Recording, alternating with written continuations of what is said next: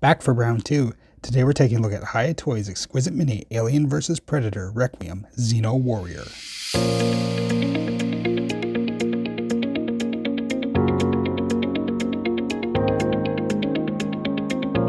Welcome back.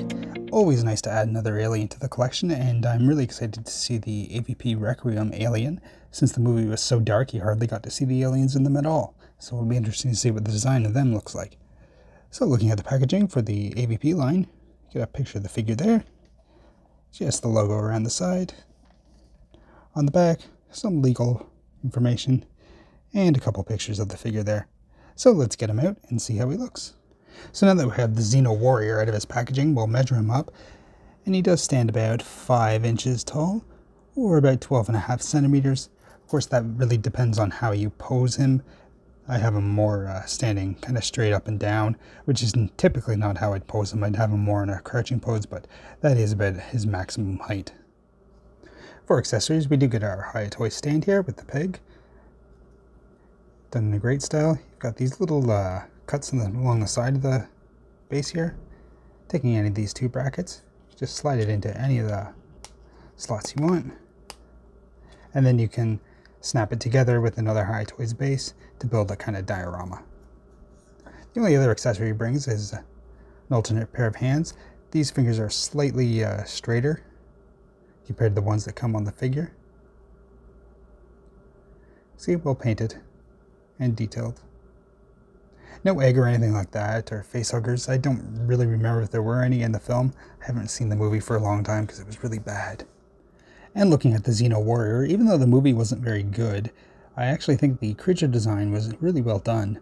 They've gone back for a more Aliens style look for this alien, with the ridges along the side there instead of the flat dome that we saw in the other aliens. I will do a comparison between the AVP-1 alien figure in just a moment here.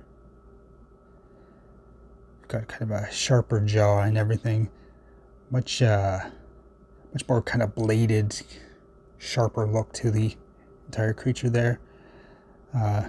Really nice kind of sculptural details in there. That biomechanical look still going through. The mouth does not close fully on this figure. We've seen this with some of the other aliens too.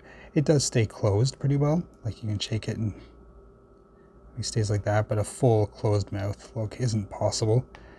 The jaw is articulated. It does open quite a ways.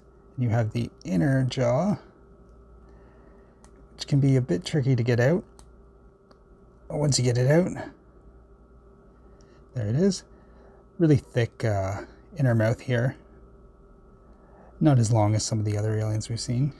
It does have silver paint on the teeth there. So you go down, almost a gray color to the alien here. A lot of dry brushing, just picking out all that really impressive sculptural detail in it. Really amazing how much work they put into these little figures. It's just like a NECA shrunk down. You can see he's got 4 toes, but only 3 actual digits. The hands, these are kind of more attack ones compared to the ones that come as accessories. Really tiny ball peg, like really, really tiny, so you'd want to be very, very careful when moving these guys. He does have peg holes on the bottom of his feet, which is good. Really long tail, the fin and the spike and that. Not the biggest one that we've seen on the aliens, but still a pretty good one. Going up the back, a little bit more spikes on the back compared to some of the other aliens. And he does only have the 4 tubes instead of the 5th one that some of the other aliens had. Going up the shoulder pads, so not a drastic redesign, but the skull is pretty different. And here he is next to the Hiya Toys AVP-1 alien. You can see they're not even close to being the same thing. Drastic redesign from color to sculpt and everything else. Of course, with the figure there is some reuse parts here, the arms and stuff like that, but the head is completely different. It is a good looking alien though. I do like this design quite a bit, even though the film is kind of boopy. It would have been cool to actually see these in the movie instead of just black screens with occasional highlights in them. Maybe the 4K version will look a little bit better, because there was some cool stuff in the movie even though the plot was really bad. The creature action was good. Turning to articulation, you want to be very, very careful with these guys because they're so small and thin. You don't want to force any of these joints at all. I've never broken one, but I don't want to risk that now. So the head does have really good movement up and down because it doesn't have the fifth tube there on the back there getting in the way. So you can look up and down a lot, a little bit of side to side, kind of rolls. As mentioned, the jaw is articulated and the inner jaw comes out. The shoulder is able to raise up about like that. It does, of course, rotate all the way around. The elbow, again, being very, very careful with it, is a single bend. And the hands are on a ball peg, a very, very tiny one. The abdomen has just a little bit of movement in it, really not much at all. You can kind of go side to side a bit, but forwards and backwards not a lot, which is surprising.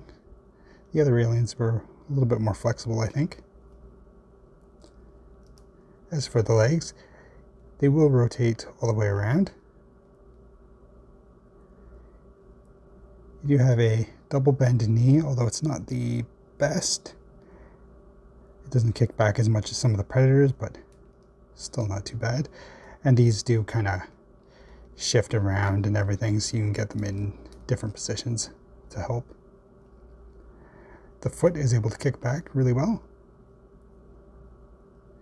And the tail is a bendy wire, so you can position it around however you want. And it also helps with standing without a stand, and that you can use that as kind of a prop to hold them up. So the articulation is basically what we've seen with some of the other aliens, a little bit more limited in the diaphragm there compared to some of the others, but you are able to get these guys in really good crouching positions and stuff like that. Most of the aliens are kind of slightly hunched over, you know, kind of stalking through the shadows and that, and you can get that with this figure, no problem. Overall, Alien vs. Predator Requiem might not be a good movie, but the creature design was really well done, and this is a pretty cool redesign of the alien, taking elements from Aliens and kind of making it its own. As far as the figure goes, there's really good dry brushing on the sculpt here to pick out all the fine details in it. It's a really good looking alien. The articulation is pretty good too. You should be able to get him into a lot of poses. Would have been nice to have an egg or a face hugger or something like that as an accessory, since there aren't too many unique aliens in this film. So it's kind of a shame there isn't a whole lot of opportunities to get some of that stuff. But I am looking forward to this line. The Wolf Predator looks really cool, and the Pred Alien is awesome. If you enjoyed this video, I would appreciate it if you hit the thumbs up button. That would really help me out. I have reviewed many Alien and Predator figures, and I have many more to come, so be sure to subscribe if you want to see those. But for right now, I'd like to thank you for watching, and I'll see you later. Bye.